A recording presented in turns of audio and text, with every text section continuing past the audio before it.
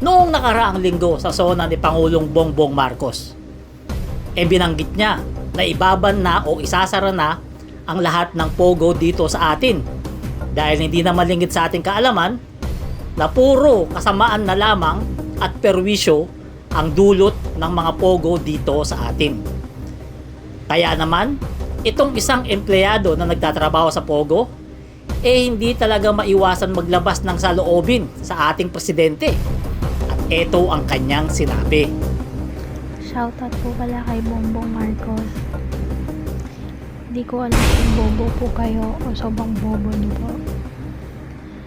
Alam niyo marami nagtatrabaho sa Pogo, hindi lang ilang Pinoy kundi thousands of Filipinos at kailangan ng trabaho. Magde-December na, tinanggalan niyo kami ng trabaho. And ngayon, yung more than 10,000 na Filipinos na nag-work sa Pogo, hindi nyo ngayon mahanapan ng trabaho. So, sinong kawawa? Ang mga Chinese ba? Or ang kapwa nyo Pilipino? Isa pa, hindi nyo kaya ibigay yung sahod na sinasahod naman from our Chinese boss or from our Chinese employer. Magkano ang sinasahod ng mga Pilipino dito sa bansa natin? 610. Magkano ang karni ng baboy? 300 or almost 400. Magkano ang kilo na isda? 200 plus. Sa pamilya ko, 2 anak ko, isang nanay ko, hindi sila nagtatrabaho, nag-rent kami ng bahay. And then yung bahay namin, na 7K a month. Tapos, halimbawa kung babalik ako sa minimum wage, yung 18K na pinagmamalaki ng gobyerno, ng putang inang gobyerno, sa tingin mo may matitira pa? Sa tingin mo makakain yung pamilya ko ng 3 times a day? Ha? Buong BBM? Natulingan kang president ng bansa. Pero anong iniisip mo? Pride mo? Ego mo? Iniisip mo kapwa Pilipino mo? Saan mo banda kami iniisip dyan sa desisyon mo? Ha? Ban all pogo? Sa tingin mo, kaya mong pantayan yung sinasahod namin sa pogo? Pagpalagay natin nasa 25 to 30k a month ang sahod ng mga kapwa natin Pilipino na nag-work sa Pogo. Yung iba pang more than pa, yung maabot pa ng 15k, 50k.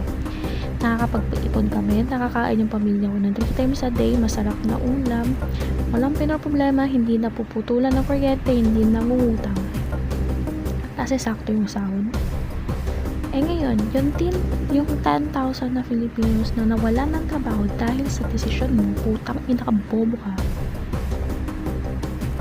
Sa tingin mo, matatanggap lahat yun? SM or what? Kung saan sila pwedeng mag-apply in just days or few weeks? Hindi nila yun kayang gawa ng paraan.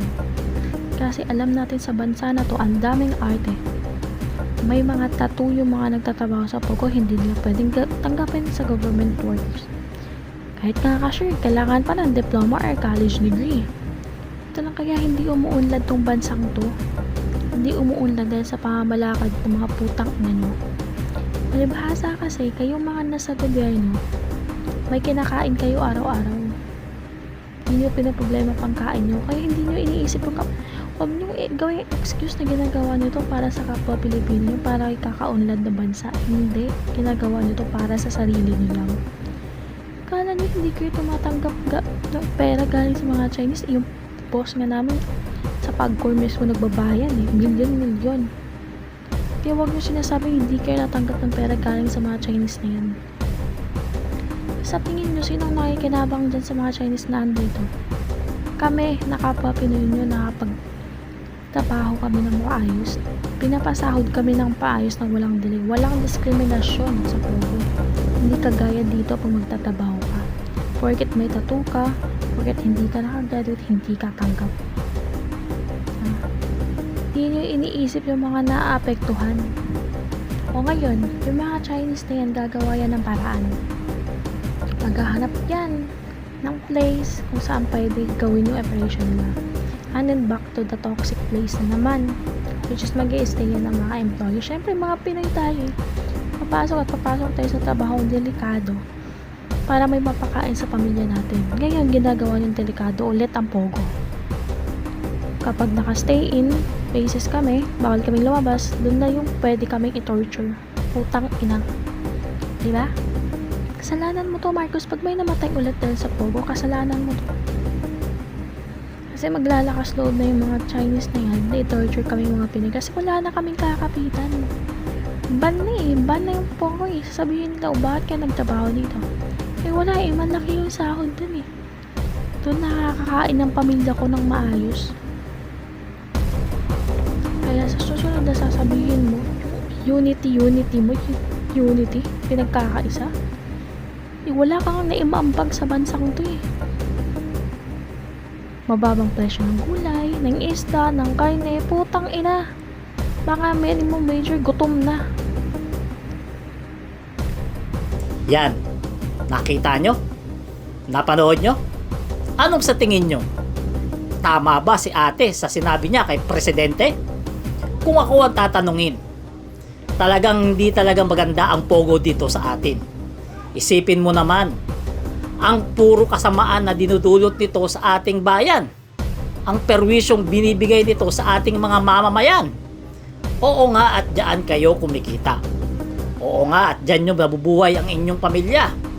Pero sa bawat pamilyang nabubuhay ninyo, maraming buhay naman ang namamatay dahil sa mga Pogo na to. Huwag na tayong maglokohan. Alam naman natin na mayroong mga kinikitil ang buhay dyan. Mayroong mga torturan dyan. At yung Pogo na yan ay nagdudulot ng kasiraan ng buhay ng ating mga kababayan. Dahil alam naman natin sa sugal, kailanman walang nananalo kung hindi yung bangka lamang. Pero hindi natin masisisi itong si ate kung walang ibang alam na trabaho kung hindi yung Pogo. Siyempre nga, gaya ng sinasabi, pag gusto maraming paraan, pag ayaw maraming dahilan. Kaya etong si ate hindi natin masisi kung Pogo lang ang kaya niyang trabahuhin. Kasi nga nagrereklamo siya na maliit ang sahod dito sa atin at sa Pogo ay malaki. Aanuhin mo naman yung malaking sahod kung nagdudulot naman ito ng kaguluhan dito sa atin. Aanuhin mo ang magandang kita kung ang Pogo ay perwisyo naman sa bansa natin. Pero kung kayo ang tatanungin mga kapalarista, ano sa tingin nyo? Tama ba yung ginawa ni ate na pagmura sa ating presidente? Comment nyo na lang inyong reaction para ating mapag-usapan.